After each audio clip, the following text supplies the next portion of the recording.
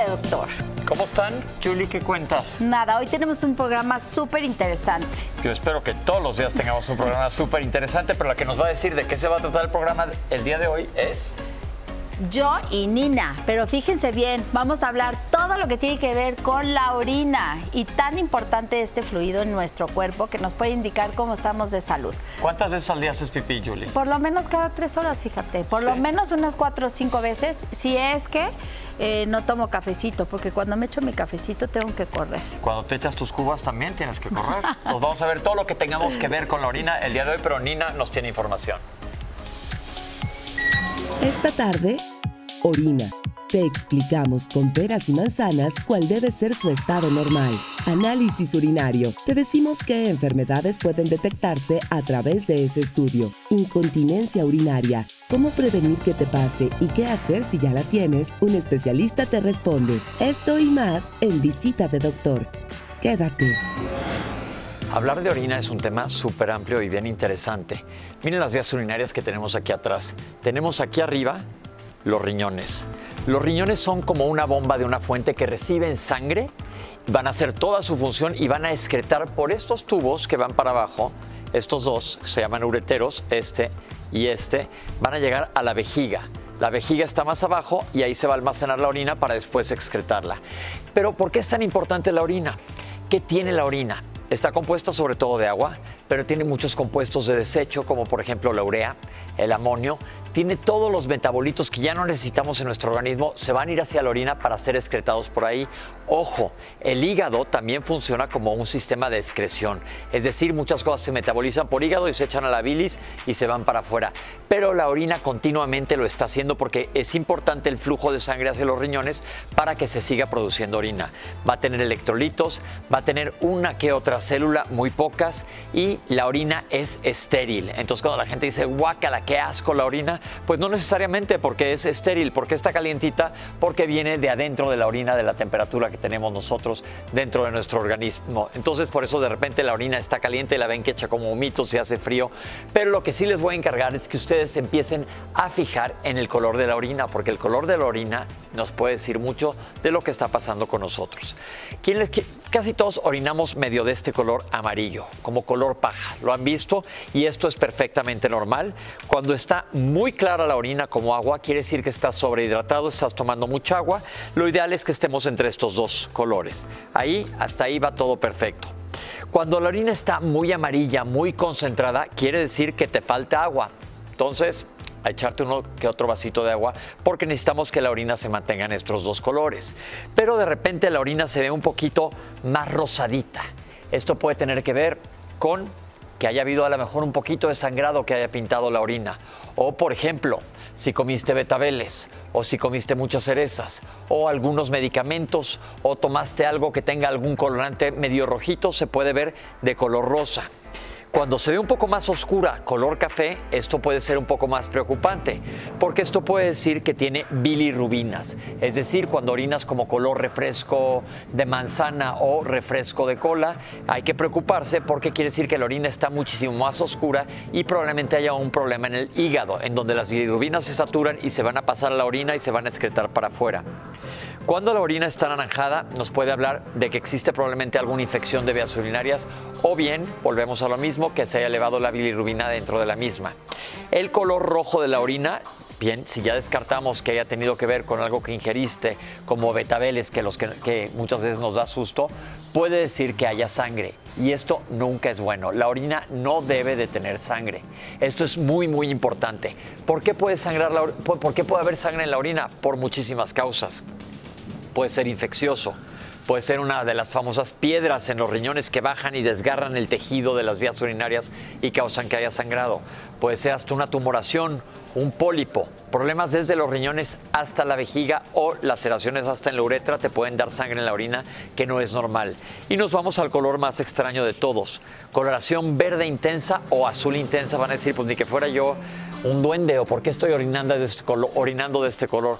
Pues bien, alguna infección por cierto tipo de bacterias muy severas te pueden dar una coloración azulada de la orina o también algunos medicamentos, sobre todo antiparasitarios, puede hacer que orines muy amarillo o de color verdoso. Lo importante es que tú siempre te fijes en el color de la orina porque te está diciendo mucho.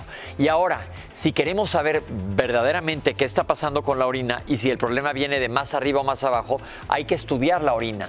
Y esto es relativamente sencillo. Se hace un examen general de orina y vamos a ver ahorita más adelante de qué se trata un examen general de orina. Vamos a que nos expliquen de qué se trata esto. Para el examen general de orina, el paciente se debe de presentar generalmente con la primera orina de la mañana. Entonces debe acudir al laboratorio temprano para que sea la primera orina de la mañana, ya que esto nos permite que la orina que se emita en esa primera micción va a tener más células, más elementos para poder identificar sobre todo lo que son las infecciones urinarias. Una vez llegada al laboratorio, al paciente se le pide que se le haga un aseo genital con agua y con jabón, que emita el primer chorrito de la orina directamente en el baño y ya la orina del chorro medio se le llama, es la que se captura para el análisis del examen general de orina, que usualmente cuando está sospechando de infección de vías urinarias lo vamos a acompañar también de un urocultivo, que ya es otro estudio, que ese sí se tarda más o menos de 48 a 72 horas y es más específico para las infecciones de vías urinarias. Cuando el paciente acude aquí a la consulta y le vamos a hacer un examen general de orina, en ese momento no se requiere realmente ningún tipo de preparación, simplemente que el paciente tenga deseos de orinar para que nos pueda regalar una muestra, ¿no? Obviamente que es un poquito más sensible cuando se hace en el laboratorio, pero cuando lo hacemos aquí en el consultorio, la verdad es que nos da muchísima información también, siempre y cuando tengas el equipo necesario para hacer un buen examen general de orina, como el que tenemos aquí en el consultorio y que a continuación vamos a ver. Vamos a hacer entonces una prueba de un examen general de orina. Para hacer la prueba ya tenemos aquí una muestra reciente de orina recabada en un frasco estéril. Utilizamos estas tiras reactivas, las cuales tienen tienen un reactivo para cada una de las cosas que es capaz de detectar el examen general de orina. Y lo único que hacemos es remojar la tira en la orina, la introducimos en el aparato y en un minuto ya está el resultado del examen general de orina. Para estar mejor, quédate en visita de doctor. Al regresar del corte, Julie te explica por qué las mujeres pueden presentar problemas urinarios. Además, incontinencia. ¿Te ha pasado o lo estás viviendo? Un especialista nos habla de la prevención y tratamiento. Sigue con nosotros. Estás en Visita de Doctor. No te vayas. Tenemos mucho más para ti en Visita de Doctor. Continuamos. Me acompaña el doctor Edgar Mayorga. Está conmigo porque vamos a tocar un tema muy importante, que es todo lo que tiene que ver con nuestra orina. ¿Cómo estás? Muy bien, ¿y tú? Muy bien. Fíjate que me dijiste algo que me llamó mucho la atención. Yo no sabía que había un urólogo funcional. Todas las cosas que estudiaste para llegar a ser lo que eres? Bueno, la urología funcional precisamente se encarga de ver cómo funcionan en conjunto todo el tracto urinario inferior. Okay. Básicamente cómo funciona la vejiga, el piso pélvico, su relación con el esfínter uretral y todos esos músculos del piso pélvico. En particular yo lo que estudié pues es uroginecología, uroneurología y hago también urodinamia, aparte de haber hecho urología. Wow, porque muchas veces a nosotros como ginecólogos se nos como empieza ahí a atorar la cosa y tenemos que acudir con un uroginecólogo que pueda llevar estos problemas. Oye, la infección de vías urinarias en las mujeres y en los hombres, pero en las mujeres un pan nuestro de cada día, tiro por viaje, ya sea después de tener relaciones, por un mal hábito urinario. ¿Qué es importante saber, aparte del color de la orina, cuándo acudir con un doctor? Y el clásico, que no se autorrecete. Sí, claro, es muy importante esa última parte que mencionas, porque actualmente en México y en el mundo estamos teniendo una epidemia de bacterias multidrogoresistentes, sobre todo relacionadas a las infecciones de vías urinarias.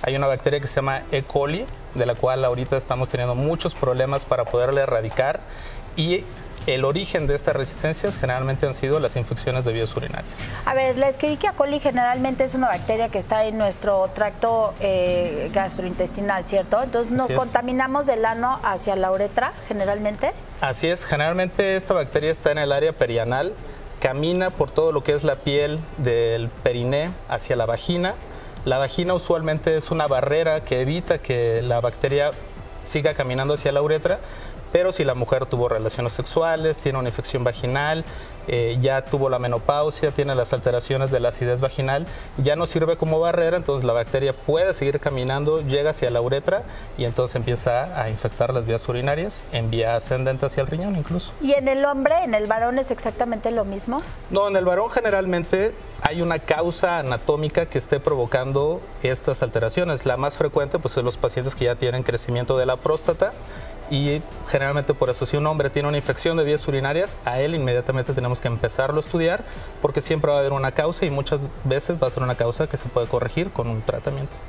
Tocaste un tema súper importante. Normalmente me llegan las pacientes y me dicen, oye, me tomé la pastillita que me hace fosforescente la orina y con eso se me quitaron los síntomas, pero entonces ahora ya no me curo y es que ahora ¿qué pasa? ¿Cuándo hay que hacer estos estudios generales de orina o un cultivo? ¿Cómo explicarles a ella que si no tiene un tratamiento, pues va a empeorar la cosa?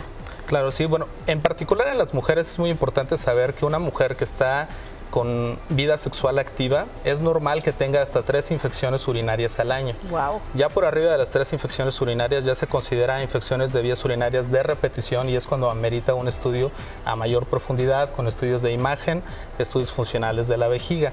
Perfecto. Pero sí, de entrada, yo siempre le recomiendo a mis pacientes, si tienes datos de una infección de vías urinarias, como es ardor al orinar, que vas a orinar muy frecuentemente, malestar general, ve al laboratorio, deja tu muestra para que te hagan un examen general de orina y urocultivo y una vez saliendo del laboratorio ya empezar a tomar estos medicamentos que mencionas que son como antisépticos urinarios para empezar a quitar los síntomas. Okay. Y esperas el resultado más o menos 48 horas después y entonces ya puedes ajustar el tratamiento, pero ya sabiendo qué bacteria tiene la paciente y a qué antibióticos es sensible.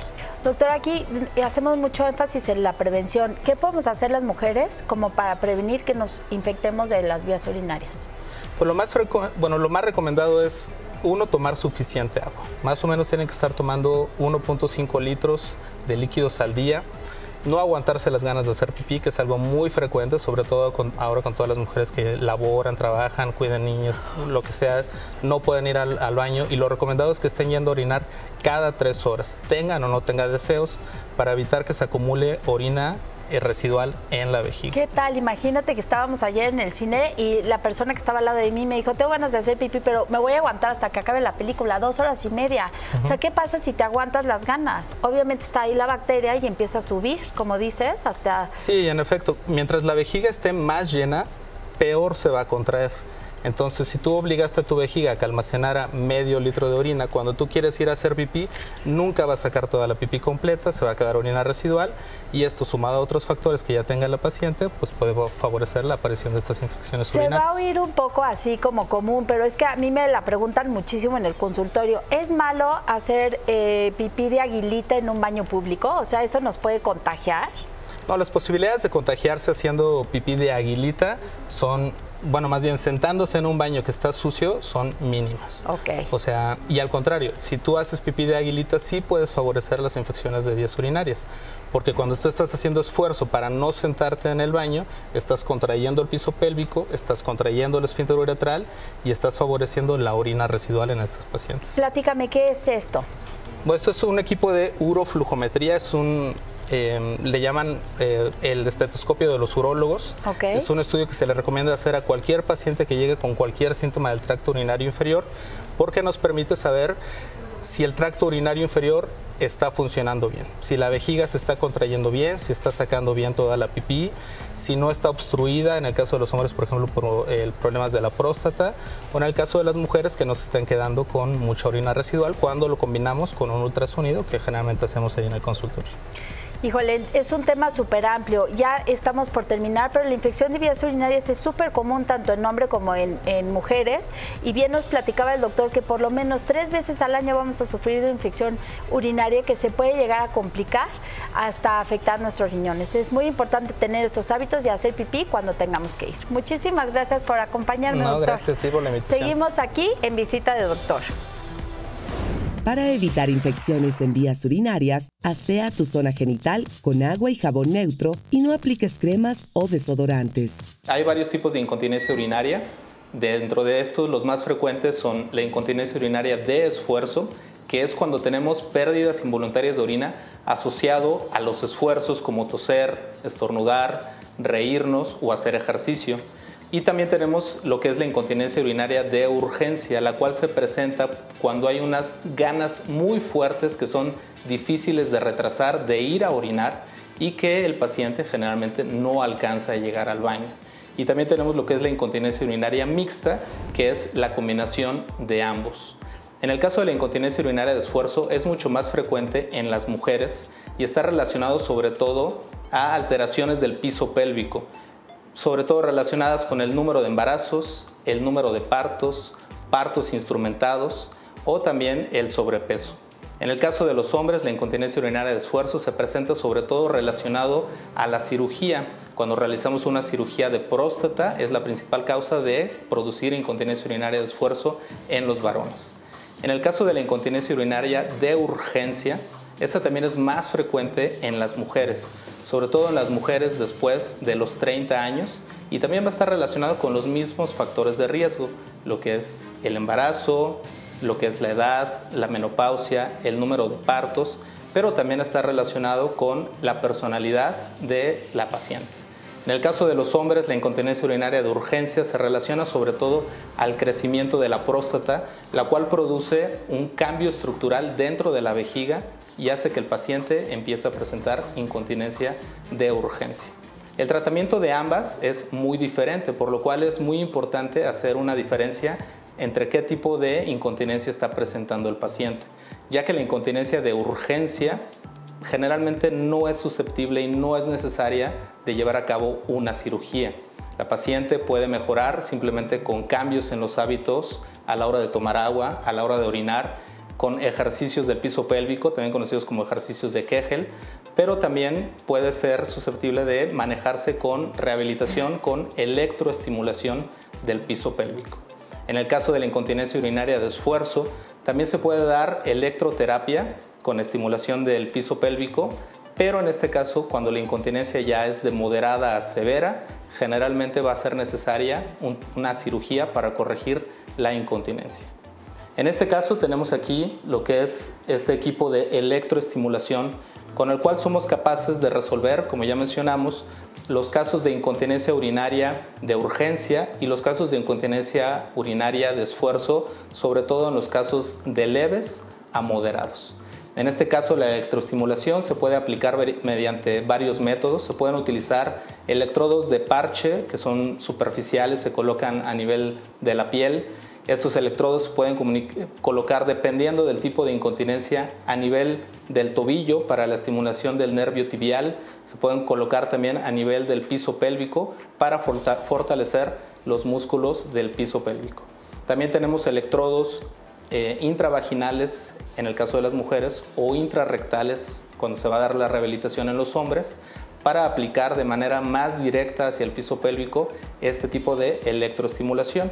Y también tenemos otra modalidad que se llama neuromodulación del nervio tibial posterior, lo cual se utiliza sobre todo para el tratamiento de la incontinencia urinaria de urgencia con una gran efectividad similar a la que produce los medicamentos o incluso la aplicación de medicamentos dentro de la vejiga. Entonces, estos son los electrodos que utilizamos para aplicar la electroterapia. Como pueden ver, son unos electrodos de superficie, los cuales tienen un adhesivo, el cual colocamos directamente sobre la piel del paciente. Dependiendo, como mencionamos, el tipo de estimulación que vamos a dar es el lugar de colocación del electrodo. Y aquí tenemos, por ejemplo, lo que es la aguja de acupuntura, la cual utilizamos, como les había comentado, para dar la electroestimulación del nervio tibial para el manejo de incontinencia urinaria, entre otros padecimientos. En el caso de la electroestimulación del piso pélvico o también en el caso de la neuromodulación del nervio tibial, la mejoría de la paciente obviamente va a depender mucho de la severidad y de si hay una causa extra que esté provocando la incontinencia en la paciente, pero generalmente la respuesta va a ser superior al 80% de las mujeres que van a responder a este tratamiento y la mejoría va a ser por arriba del 70%, con la ventaja de que este tipo de tratamientos no tienen ningún efecto adverso ni ninguna contraindicación. Generalmente las sesiones duran un promedio de entre 30 minutos a 1 hora, dependiendo del número de electroestimulaciones que le vayas a aplicar, y estas se deben de repetir por lo menos una vez por semana por 12 semanas, con la posibilidad de repetir el tratamiento si es que los síntomas regresan, pero aproximadamente el efecto que tiene este tratamiento en las pacientes es de 1 a 2 años. El agua es la mejor aliada para prevenir infecciones en vías urinarias. Recuerda beber de 6 a 8 vasos al día y evita el consumo de refrescos. Yo les quiero platicar también qué es lo que pasa en la orina en las mujeres. Fíjense que nuestra uretra es mucho más corta que la del varón. La de nosotros mide unos 5 centímetros y si nosotros no tenemos un buen hábito urinario, puede ser muy frecuente que tengamos infecciones. El primer error es aguantarnos las ganas. La vejiga normalmente tiene una capacidad hasta de 500 mililitros. Es decir, si tomas mucha agua, tienes que por lo menos pasar al baño cada 3 o cada 4 horas. Y lo más importante es que cuando tú vayas al baño, trata de eliminar toda la orina. Cuando te levantas y se queda orina, se llama orina residual. Nos pasa muy frecuente, ya sea porque nos da asco el baño, porque no tenemos el tiempo, porque estamos con los niños, pero ¿sabes qué? Vale la pena y sobre todo hacer un buen aseo. Acuérdate que nosotros tenemos la vagina súper cerquita y la vagina tiene una flora vaginal normal, que son bacterias que no deben de estar ni de lo más cerquita a la uretra posible. Es decir, siempre tienes que hacer tu aseo de adelante hacia atrás. Enseña esto a tus hijas para que puedan desde chiquita tener un buen hábito urinario. Otra de las cosas muy importantes que nosotros queremos hacer mucho hincapié es la orina cuando nos ponemos a dieta. Y es más frecuente en las mujeres porque nosotras siempre estamos cuidando nuestra figura. Fíjense bien, cuando nosotros hacemos estas famosas dietas de cetosis, o sea que comemos pura proteína, además de que la orina puede salir con espuma, puede tener un olor bastante raro. Nos habla de que nuestro cuerpo está funcionando a marchas forzadas y esto no es bueno a la larga, porque entonces los riñones pueden darse un daño. Así que la recomendación es por lo menos tomar agua, unos 4 o 5 vasos de agua para completar que todo tu sistema urinario esté limpio y que te sirva como un antiséptico. Recuerda, el café, el té y el agua que consumimos cuando estamos comiendo no cuenta. Tiene que ser agua sola para que todo tu sistema esté funcionando en forma adecuada. Continuamos aquí en Visita de Doctora.